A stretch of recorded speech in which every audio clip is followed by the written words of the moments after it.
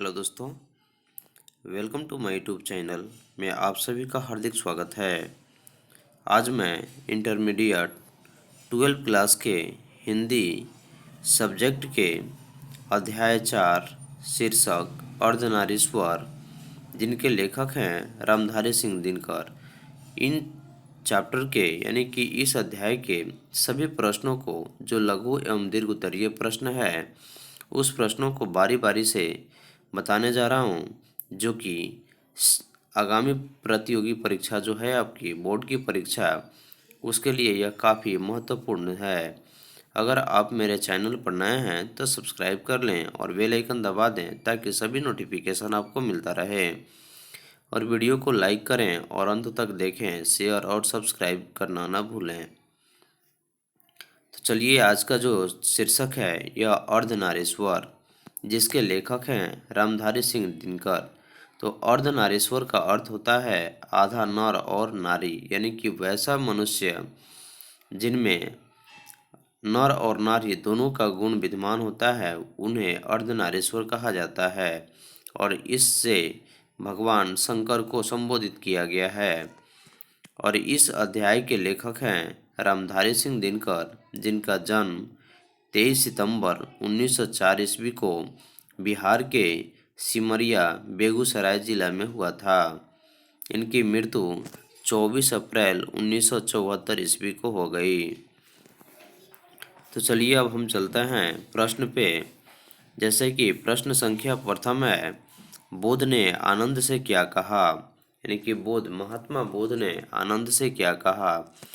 तो इसका सही उत्तर है, महात्मा बुद्ध ने आनंद से कहा, मैंने जो धर्म चलाया था वह 5000 वर्ष तक चलने वाला था, किंतु अब वह 500 वर्ष ही चलेगा, क्योंकि नारियों को बौद्ध भिक्षुणी होने का अधिकार दे दिया गया है। तो महात्मा बुद्ध ने आनंद से यही बात कहे कि जो देश या जो सृष्टि 5000 वर्ष चलने वाला था, किंतु नारियों को बौद्ध की भिक्षुणी होने के अधिकार दे दिए जाने के कारण अब यह 500 वर्ष तक ही चलेगा।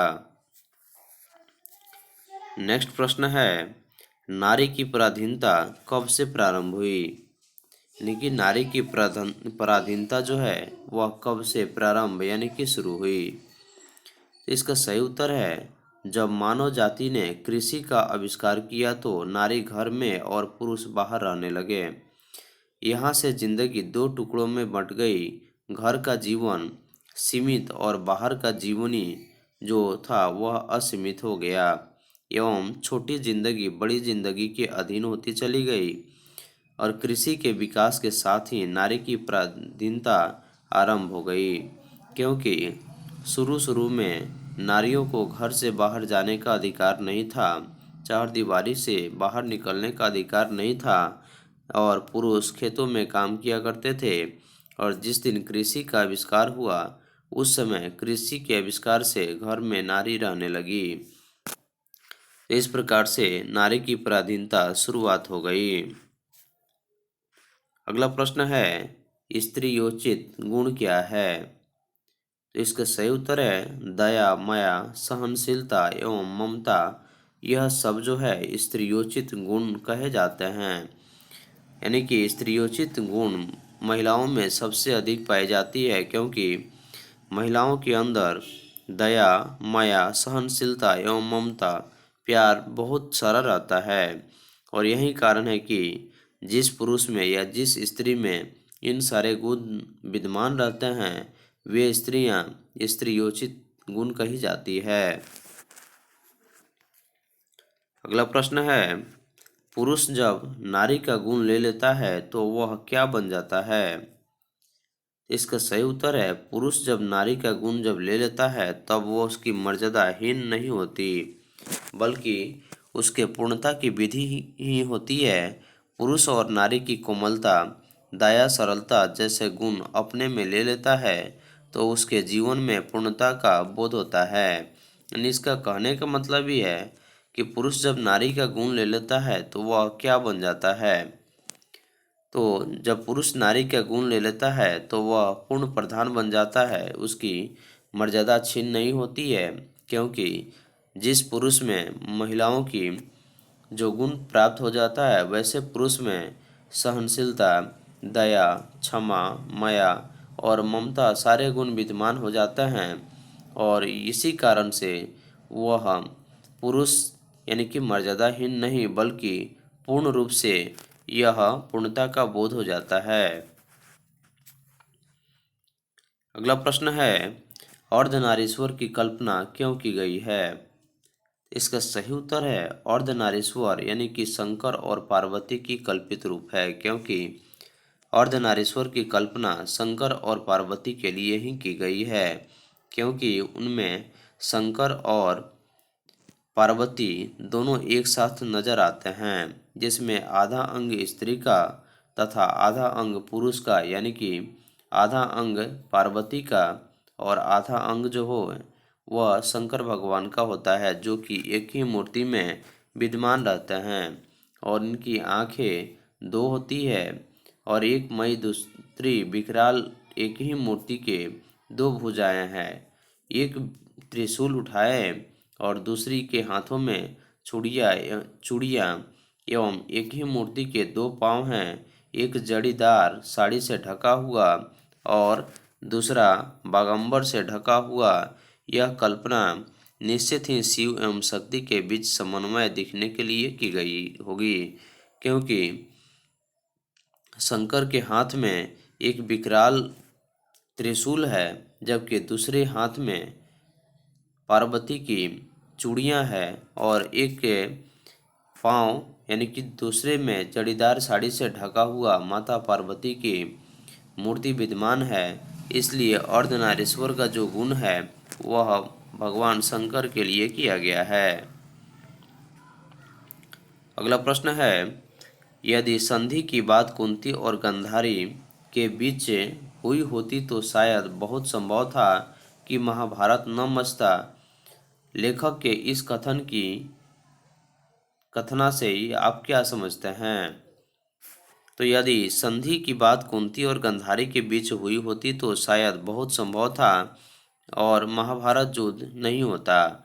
इसमें लेखक के अनुसार यही बात है कि लेखक नारी के गुण की चर्चा करते हुए कहता है कि स्त्री दया, माया और करुणा का प्रतीक होती है, और इसी गुण के कारण नारी विनम्र और दयावान होती है, और नारी किसी भी हालात में किसी की हत्या के बारे में नहीं सोचती है और ना ही उसमें क्रोध की भावना जगती है। इसी गुण के कारण कहा गया है कि संधि अगर दुर्योधन और कृष्ण के बीच ना होकर गांधारी और कुंती के बीच होता तो यह महाभारत का युद्ध न होता, और पुरुष में क्रोध का यह महाभारत न होता तो पुरुष में क्रोध का गुण होता है, जिसमें संपूर्ण यानी पूरी के बदले की भावना होती है और स्त्री में संपूर्ण की भावना होती है। तो दुर्योधन के धर्म के कारण ही महाभारत युद्ध हुआ, क्योंकि अगर महाभारत के समय अगर सभी की बातें एक जैसी हो गई होती तो शायद युद्ध नहीं होता। अगला प्रश्न है, प्रवृत्ति मार्ग और निवृत्ति मार्ग क्या है? इसका सही उत्तर है पुरुषों की मान्यता है कि नारी आनंद का खान है। जो पुरुष जीवन में आनंद चाहते थे उन्हें नारी को गले लगाया, और वे प्रवृत्ति मार्ग हैं, अर्थात जिस मार्ग के द्वारा नारी की पद मर्यादा उठती है उसे प्रवृत्ति मार्ग कहते हैं। यानी कि निर्मिति मार्ग वे हैं जिन्होंने अपने जीवन के साथ नारी को भी ढकेल दिया है और संन्यास ग्रहण किया, वैसे मार्ग को निवृत्ति मार्ग कहते हैं। यानी इसका कहने का मतलब ये हुआ कि प्रवृत्ति मार्ग में जो पुरुष से यानी कि महिलाओं की मर्यादा को ध्यान में रखते हुए उनके साथ जीवन यानी पुरुष जीवन से आनंद चाहते थे, उन्होंने नारी को गले लगाया, उन्हें प्रवृत्ति मार्ग कहते हैं, यानी कि नारियों को साथ में रखा, वैसे मार्ग को प्रवृत्ति मार्ग कहते हैं। अर्थात जिस मार्ग के द्वारा नारी की पद मर्यादा को समाप्त किया गया, खत्म किया गया, वैसे प्रवृत्ति के लोग जो थे उन्होंने अपने नारी को साथ में नहीं करके बल्कि अपने को सन्यासी मार्ग ग्रहण कर लिया, तो वैसे ही मार्ग को हम निर्मित मार्ग कहते हैं। अगला प्रश्न है, स्त्री को अहेरिन, नागिन और जादूगरनी कहने के पीछे क्या मंशा होती है? इसका कहने का मतलब ही है कि स्त्री का को अहेरिन, नागिन और जादूगरनी कहने का मुख्य कारण यह है कि इसके पीछे उनकी मंशा अवहेलना करना है, क्योंकि इन सारी बातों से महिलाओं की मान मर्यादा को टालना होता है, यानी कि हीन पहुंचाना होता है। और इसकी इलाज इसलिए पुरुष करता है क्योंकि उनसे अपनी दुर्बलता नहीं देखे जाते, और जादूगर के गुण नारी में कम और पुरुष में ज़्यादा होते हैं। और शिकार करना तो मुख्य रूप से पुरुष का ही स्वभाव है, और कोई स्त्री को इस तरह से नीचे उपाधियों से विभूषित करना उचित नहीं है। अगला प्रश्न है, रामधारी सिंह दिनकर लेखक का संक्षिप्त परिचय दें। तो इसका सही उत्तर है, राष्ट्रकवि दिनकर जी का जन्म, यानी कि राष्ट्रकवि रामधारी सिंह दिनकर का जन्म 23 सितंबर 1908 ईस्वी को सिमरिया जिला बेगूसराय, जो कि बिहार में स्थित है, हुआ था। और उन्होंने बीए तक पटना विश्वविद्यालय से पढ़ाई की और सीतामढ़ी में सब रजिस्ट्रार्ड के पद पर कार्य किए, जो कि सीतामढ़ी बिहार में स्थित है। और सन 1952 ईस्वी से 1964 ईस्वी तक वह राज्यसभा के सदस्य रहे, तथा 1964 से 1965 तक उन्हें भागलपुर विश्वविद्यालय के कुलपति पद पर नियुक्त हुए। और सन 1965 से 1971 तक भारत सरकार के हिंदी सलाहकार रहे। इनकी 50 कृतियाँ, यानी कि 50 की रचनाएं, यानी प्रकाशन द्वारा प्रकाशित हुई। उनमें प्रमुख रूप से रश्मि रथी, उर्वशी और अर्धनारीश्वर, ये सभी महत्वपूर्ण हैं। अगला प्रश्न है, अर्धनारीश्वर शीर्षक का सारांश अपने शब्दों में लिखें। इसका सही उत्तर है, रामधारी सिंह दिनकर द्वारा रचित यह निबंध अर्धनारीश्वर शीर्षक जो है, इसमें शंकर और पार्वती के बारे में समझाया गया है, बताया गया है। तो रामधारी सिंह दिनकर जी अर्धनारीश्वर निबंध के माध्यम से यह मत लाना चाहते हैं, यानी कि उनकी यह इच्छा होती है कि नर नारी पूर्ण रूप से समान हैं एवं उनमें एक के गुण दूसरे के दोष नहीं हो सकते, अर्थात नरों में नारियों के गुण आ जाए तो उनकी मर्यादा हीन नहीं होती। यानी कि अगर किसी पुरुष में महिलाओं के गुण अगर आ जाते हैं तो उनकी मान सम्मान में कमी नहीं होती, बल्कि दिनकर का यह रूप कहीं देखने को नहीं मिलता, इसलिए भी दुखी हैं। और उनका मानना है कि संसार में सभी जगह पुरुष और स्त्री हैं। वह कहते हैं, यानी कौन, रामधारी सिंह दिनकर कहते हैं कि नारी समझती है कि पुरुष के गुण सीखने से उनके नारीत्व में बटा लगेगा, यानी कि उसमें विभाजित हो जाएगा। इसी प्रकार पुरुष समझते हैं कि स्त्री के गुण अपनाकर वह स्त्री जैसा हो जाएंगे, और इस विभाजन यानी इस बंटवारा से रामधारी सिंह दिनकर दुखी हैं।